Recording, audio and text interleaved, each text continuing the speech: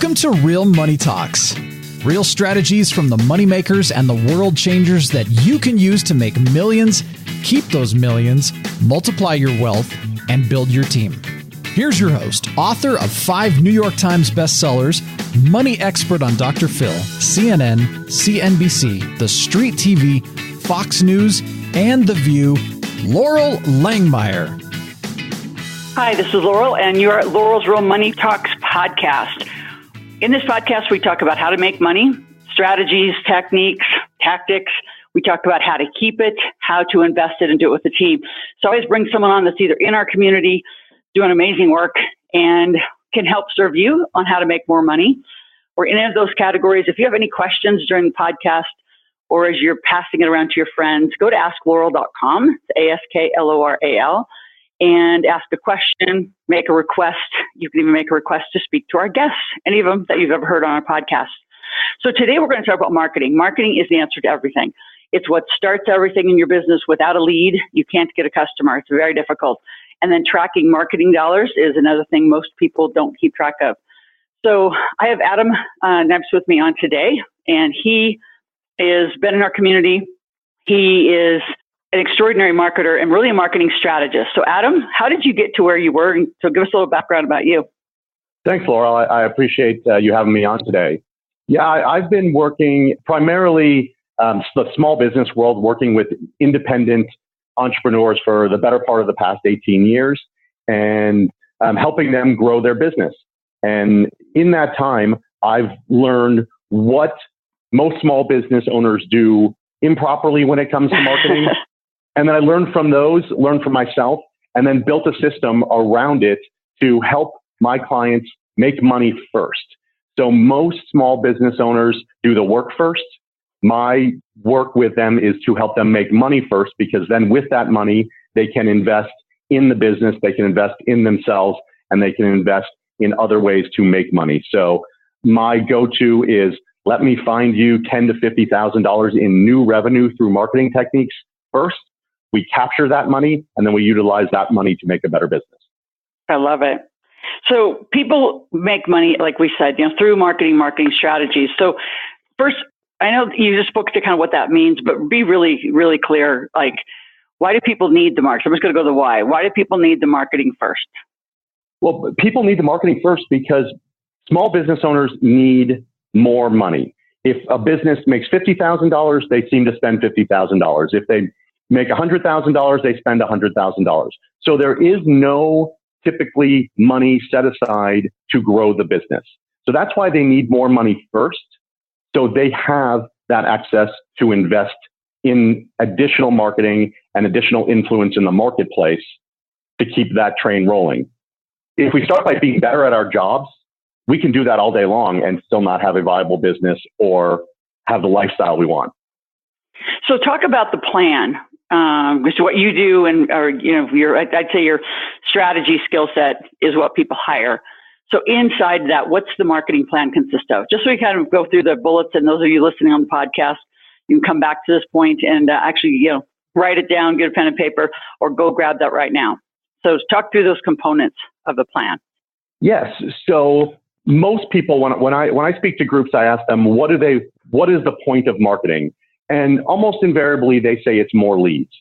And I would disagree. I think there's 5 major components to marketing and a marketing plan. More leads is one of those components. A second component, and probably even more important, and Laurel, you talk about this in your Off Wall Street Assets workshop, it's sales, it's conversions. If you can't get people to say yes, then it doesn't matter. Once they say yes, we want to have a plan to get them to say yes again. And that's part of the marketing funnel. What is something else that you can sell them? What's your next product or service that you can offer a current client? Once you have good conversions, once you have people buying from you again and again, now you've got the opportunity to raise your price point. And if you raise your price point, obviously that drives more dollars to your pocket. So we want to build a plan to do those 3 things first. Once you do those 3 things, you have good sales and strong sales. You have multiple ongoing sales from the same client. You have pricing power. Now we can back up the truck with all the leads you possibly need in order to make that funnel work. And then the final step of marketing, which is really the ultimate goal, which is more profit in your business. Now we can look at where's the money going and how do we make it more effective. So those are really the 5 components. It's leads, conversions, transactions, higher prices, and ultimately more profits for your business. So let's dive into each of those 5 one more time and give 1 or 2, I'm going to call it tactics now, on how to generate the leads, how to do the conversion. So just trying to speak to some of the tactics between those 5, because people struggle, and you can also in that speak to why people struggle with this.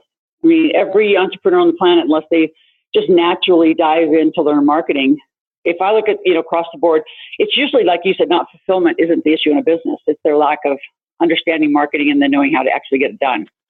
Yeah, exactly. And I'll start with the conversion side. How do we get people to say yes to us? Most of us in small business, and I was like this, and sometimes I still am, is we know so much about what we do that we tell people what we do knowing that they need it. And we end up telling rather than asking, rather than understanding. And the key to a good conversion is, number 1, understanding the problem our prospect has that they don't want and the solution we can deliver that they don't have. So there's a problem they have that they don't want, and there's a solution that you have that they do want. So part of the conversion process is tailoring your message to the need or want of your client, not to the deliverable that you have. So it's sort of turning the traditional presentation backwards from what most people are doing. And so the first step is to understand that. And once you know what people want, now when you go out into the marketplace, you have a much better ability to understand what they need, listen for where their pain points are, and offer your solution to answer it. Most people offer their solution first. So I think that's a big part of the conversion side. Mm-hmm. The getting more transactions, getting people to buy from you more. It's important to have a marketing funnel. Again, something that you talk about in your events, something that I work with my clients on. If you know client buys product or service A, you should immediately know what product B, C, and D are for that person and have a strategy and a plan to work them through to those additional products and services. They could be things that are the same thing they bought, but a higher level of it. It could be a additional product or service that goes next to it. It could be something that just gets their foot in the door. But having multiple products or offerings is critical to a marketing plan because we are not one product people in the world we have today. So if you think about just a quick example, if you go to Home Depot and you go, and if you're like me, you get 3 of the 4 things that you need, and then you have to go back and you buy something else. But when you're leaving Home Depot, there is always drinks in front of the cash register. Drinks in front of the cash register, whether it's water, I live in Arizona, it's hot in Arizona, I buy a water on my way out. Even if I don't buy a product from Home Depot, I might stop and get a water. It has nothing to do with Home Depot's business, but what it does is it gets me to be a customer of them. And so when you think about your business, I'm not saying you need water. What I'm saying is that think about ancillary things that your clients need that you can offer, because if they don't understand what you have in your priority product, maybe there's something else you can offer that gets them to give you that credit card and stops them from shopping and going somewhere else when they need an additional product.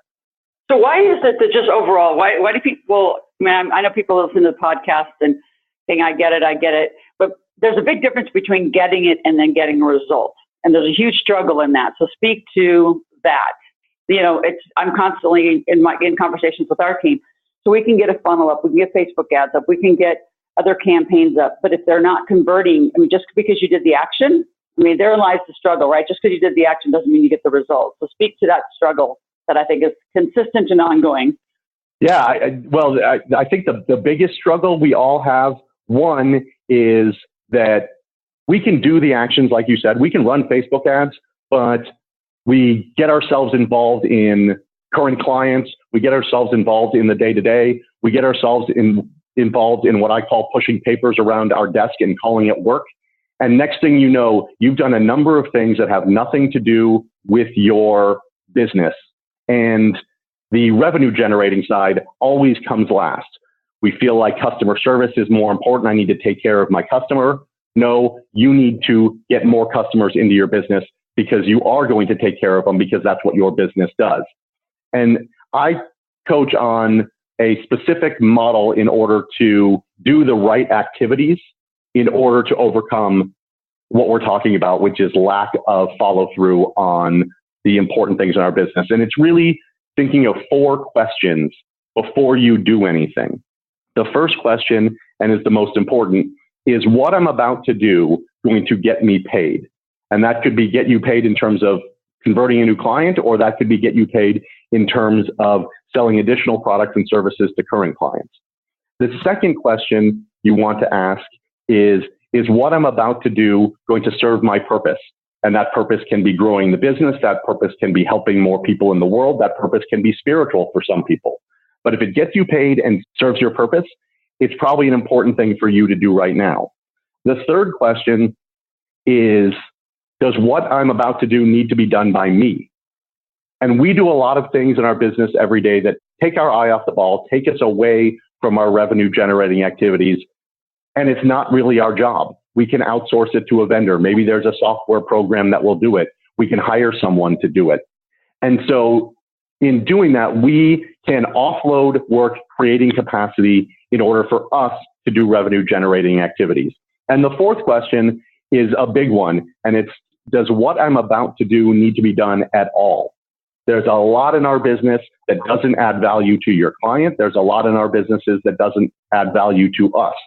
So they should be cut out altogether. So if you follow those 4 questions, you create, 1, tremendous capacity in your own day in order to do revenue generating activities. And 2, by asking the first 2 questions, does it make me money and does it get me paid? And doing those things first helps get people off of that treadmill of just doing the work every day and not actually implementing the things that need to be implemented. Those are great. And so again, those of you that are listening, if you didn't write those down, you can always rewind and come back through. What I'm going to say, they're kind of basic questions, but I think when people get in the heart of their day, they not only forget them, they don't even remember what they should be doing. And day after day after day, they don't produce revenue.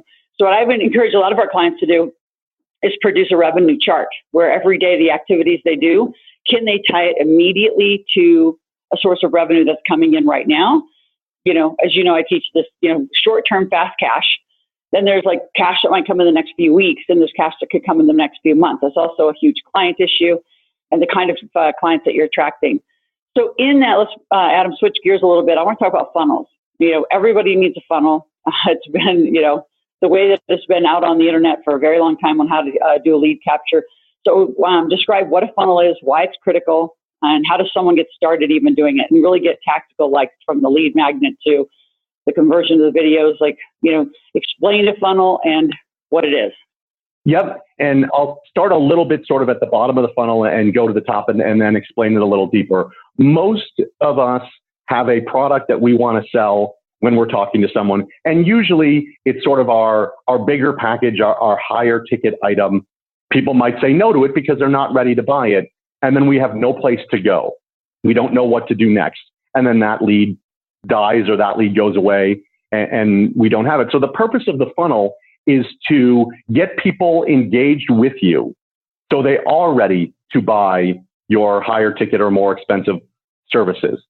So that funnel could start with a free report. You do whether it's a Facebook Live or a podcast like we're doing today, offer something of value to get people to engage with you.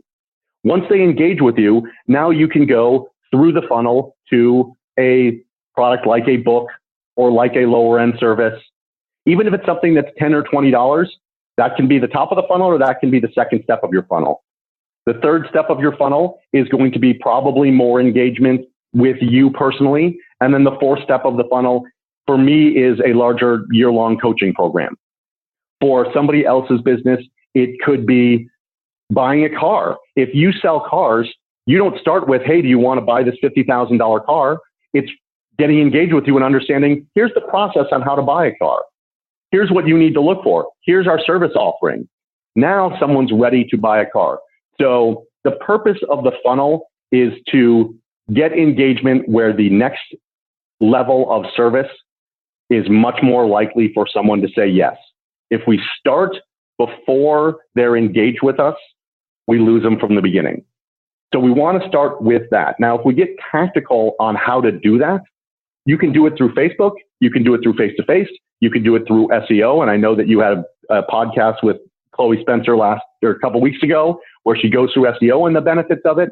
All of those tactics are important, but no matter which one you use and which one is best for your business, you want to gear it toward how do I get initial engagement with the audience that's going to see it that they cannot say no to.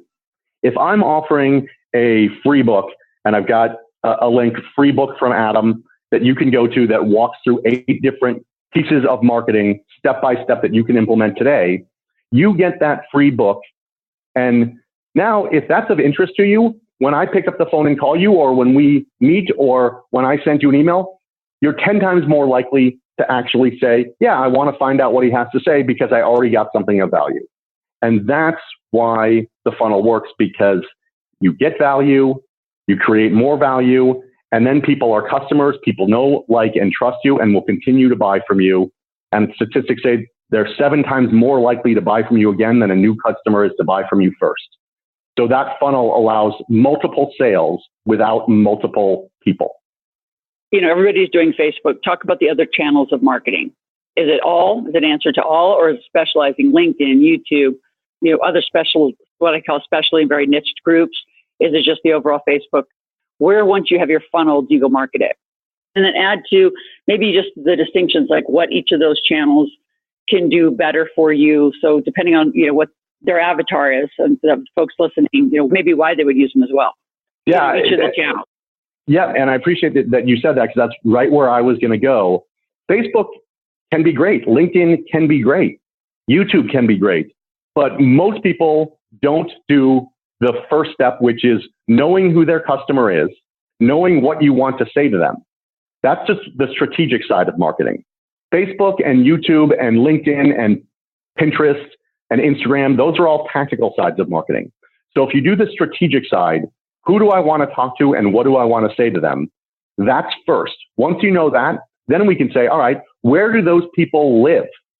If I'm in real estate and I run an assisted living facility and I advertise on Facebook, do I know that the actual buyer is on Facebook looking for that, or is another channel better? So knowing what you want to say and who you want to say it, we go out and find where do those people live, and then we implement those. If you are in selling business services to current people in business, LinkedIn is probably a better channel than Facebook. If you are trying to engage somebody in something that they don't know and have never heard of before, Facebook is going to be much more valuable than LinkedIn. If you have a personality-driven product, and Laurel, obviously you have a big personality. A lot of people come to your events, not only for the knowledge, but because of you and the personality that you bring. YouTube, which is owned by Google, which is the largest, most sought after, most used search function in the world, is a great place to be because people can see you and they can interact with you and they can take advantage of your energy. Those are all great things. But I like to take a step back more to the personal side. We all have enough leads in our world. If you look at your phone, you probably have at the minimum 100 contacts, and for some of us, thousands of contacts. Why is it that we say, let me go out to the world, to people that have never met me, don't know me, have never heard of me, have no reason to buy from me, and let me go find them? And that's what Facebook and LinkedIn and the other social media channels do. We're trying to get someone that doesn't know us to learn about us. When we have people that know us today that we can go directly to and capture that low-hanging fruit in front of us. So I like to start with the people that already know, like, and trust you. Now, not all of them will be customers for you, but there's a chance that, one, they can self-select and buy from you if they know what you do.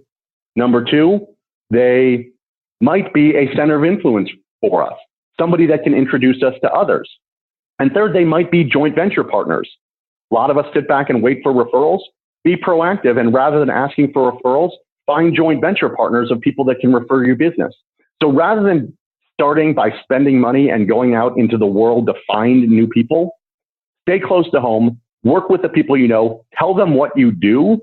If they know what you do, they're more likely to think, I could use that. I know someone who could use that, or let's partner and figure out a way that we can jointly do business together. And I've got a 4-3-2-1 system of all of your contacts in order to get them to understand what you do, how you do it, and how you can be a resource for them. So talk a little bit about, I know you have an ebook that's put together, so you have a link for that for a free gift for a book. And in that, also tell us a little about you have what, $14.95. You have like a funny story about $14.95, but that's also an online membership and really great marketing platform. So speak a little bit about that to the detail and what folks can do, and then we'll send them over to askloral.com to ask any questions. You put in your name, phone number, and email, and you can either ask a question or make a request. But talk a little bit about your book and that online platform. It's extraordinary. Yeah, thank you. So my book is freebookfromadam.com. You could download the free book. It's called How to Make More Money in Your Business, 8 Strategies that you must implement now. And those 8 strategies, the first one is how to use messaging on a lead page or lead capture page versus your website. People go to your website, they bounce around, they jump off. A lead capture page gives them one thing and one thing only to do, which is get something of value from you. Whether it's a video, whether it's an ebook like I'm doing, whether it's a meeting, whether it's an introduction, they're getting something of value now. And the first chapter walks you straight through that.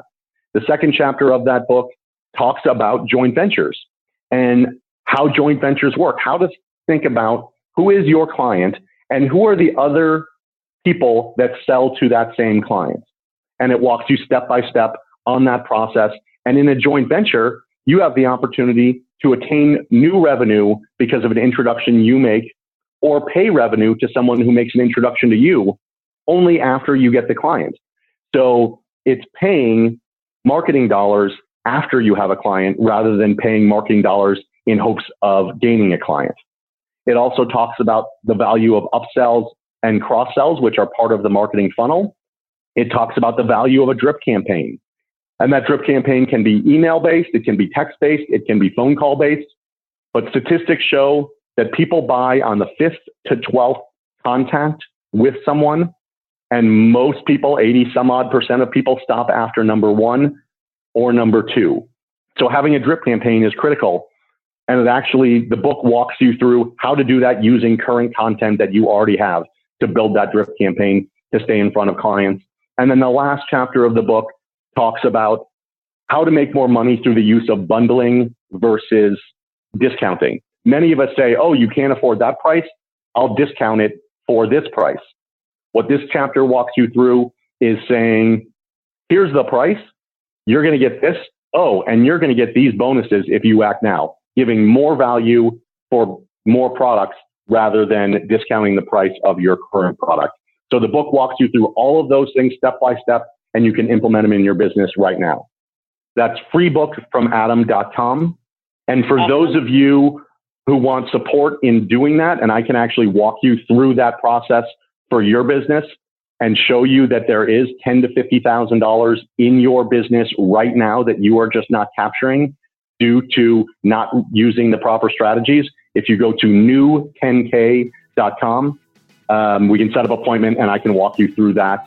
But the book will give you great detail to be ready to talk to me about how we can implement it in your business. Awesome. Well, I appreciate you being on today, Adam. And those of you, again, you're listening to Laurel's Real Money Talks, and go over to askloral.com and stay in touch with us. Have a conversation about money. It's what we do. Adam, thanks for your marketing brilliance today. Those of you that are listening, pass this on to any other business owners and people that need this conversation.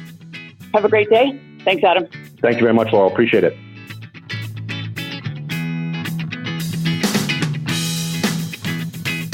Thanks for listening to the Real Money Talks podcast. Your host has been Laurel Langmeyer, author of 5 New York Times bestsellers, money expert on Dr. Phil, CNN, CNBC, The Street TV, Fox News, and The View. Want to learn more about off-Wall Street investing, tax strategies, and multi-million-dollar business strategies? Visit liveoutloud.com/podcast for past episodes, show notes, and resources. For some special wealth-building gifts only for Laurel's podcast listeners, visit liveoutloud.com/podcast gifts. Do you have a burning question for Laurel? Visit asklaurel.com to submit your question, and it may just be covered on a podcast episode. So stay tuned and be sure to subscribe to get new episodes every week.